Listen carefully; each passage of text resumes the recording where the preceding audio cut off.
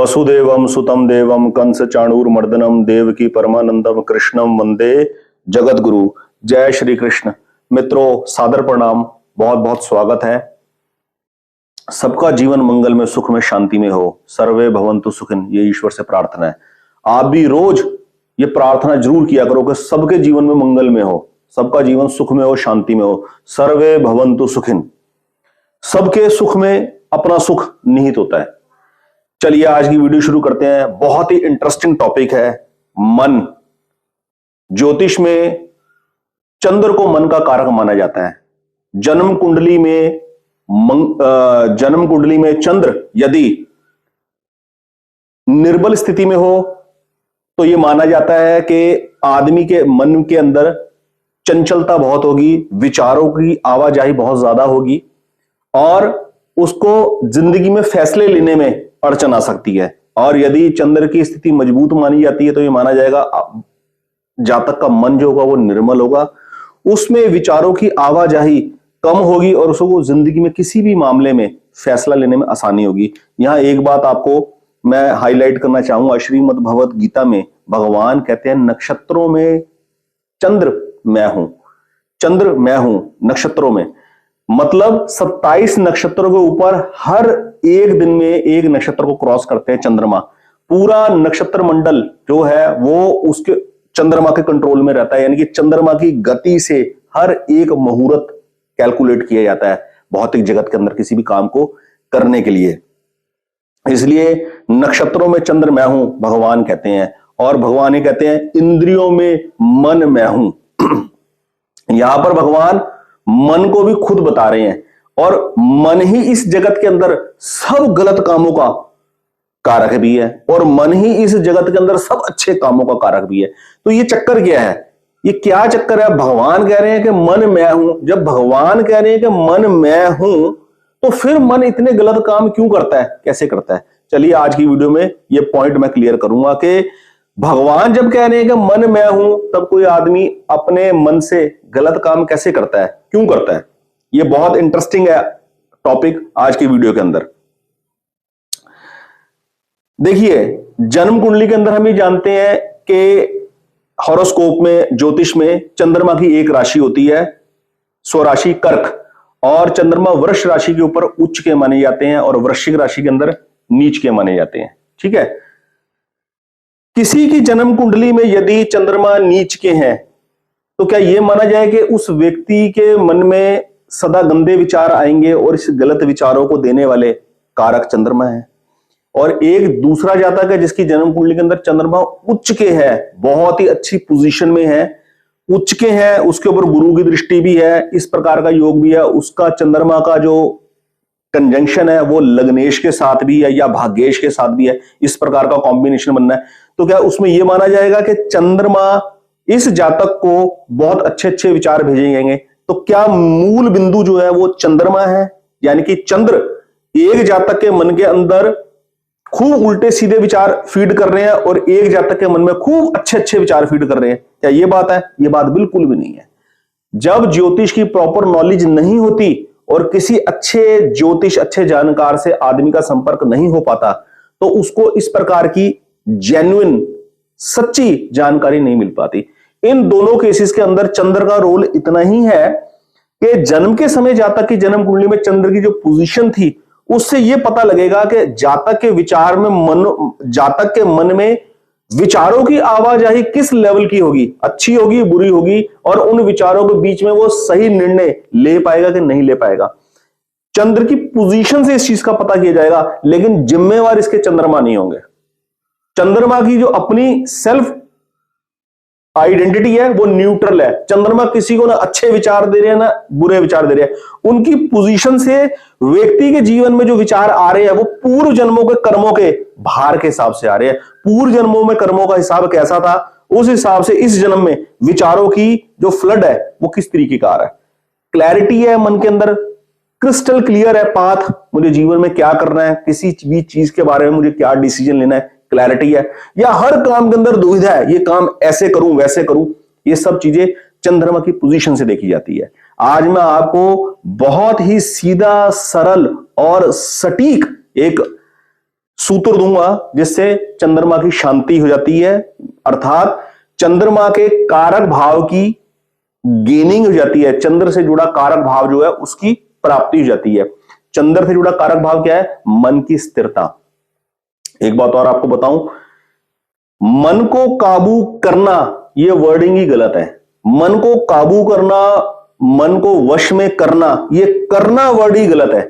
यह करना नहीं होता। हम जितना मन को काबू करने के लिए करने जैसी चीजों का वर्ड का यूज करते हैं ना, वहां से संघर्ष स्टार्ट होता है, वहां से शुरुआत होती है संघर्ष की, वहां से शुरुआत होती है गलत रास्ते पर जाने की।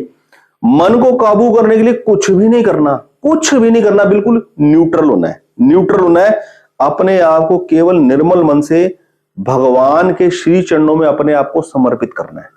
मिली हुई चीजों के प्रति अपना ग्रेटिट्यूड मेंटेन रखना है, हर वक्त शुक्राने भाव में रहना है, भगवान की कृपा दृष्टि में अपने आप को मानकर जीवन यापन करना है। मन के अंदर स्थिरता अपने आप से घटित होती है। मन के अंदर स्थिरता गेन करने के लिए कोई एफर्ट्स नहीं करने पड़ते, कोई साधन नहीं करना पड़ता। ये मेन पॉइंट है। और एक बात और मैं आपको बताऊं, मन का एक बेसिक फीचर, मन करता क्या है हमारे इस मनुष्य जीवन के अंदर, ये ध्यान रखना, जो भी चीज एक्चुअल में बेनिफिशियल होगी, जो भी चीज हमें एक्चुअल में फायदा देने वाली होगी, मन को वो चीज कभी अच्छी नहीं लगेगी। मन को हमेशा अच्छा लगेगा संसार की यात्रा के ऊपर जीव फंसा रहे, यानी कि यह शरीर ऐसी क्रियाओं में लिप्त रहे जो इस संसार के अंदर आदमी को फंसा के रखता है। मन भगवान है। भगवान कहते हैं मन मैं हूं। फिर एक आदमी, दो आदमियों का एग्जांपल लेते हैं। एक आदमी का चंद्रमा जन्म कुंडली में नीच का है और एक का चंद्रमा उच्च का है। इन दो व्यक्तियों की बात करते हैं। अब दो व्यक्तियों की और बात करते हैं, कैसे मन के अंदर विचार आता है और वो कैसे अपने विचारों को आदर देता है।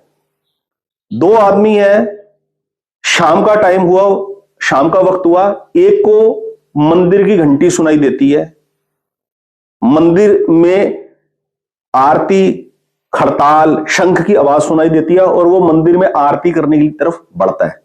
उसका मन उस तरफ को जाता है, मन के अंदर विचार उत्पन्न हुआ और वो उस तरफ को बढ़ पड़ा, उस तरफ को उसको कदम जाते हैं। एक आदमी है, शाम हुई, जैसी शाम हुई, काम धंधे को सारा विश्राम देके सीधा शराब के ठेके की तरफ को बढ़ता है। उसे शराब चाहिए, उसे शराब की बोतल चाहिए, साथ में बेजुबान पशुओं का मांस चाहिए, नॉनवेज खाना और शराब पीनी, इस तरफ बढ़ता है।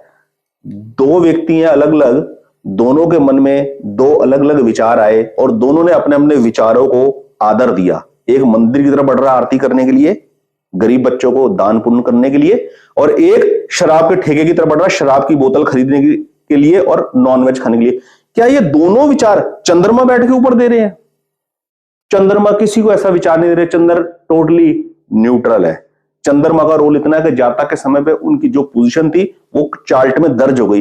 वो चार्ट में पोजीशन दर्ज होने से हमें केवल और केवल ये पता लगेगा कि जातक के मन में विचारों का जो फ्लो होगा ना, वो किस लेवल का होगा, क्वालिटी ऑफ थॉट्स क्या होंगे, उन क्वालिटी ऑफ थॉट्स के अंदर में से वो कैसे निकलेगा, ये उसका अपना पुरुषार्थ होगा।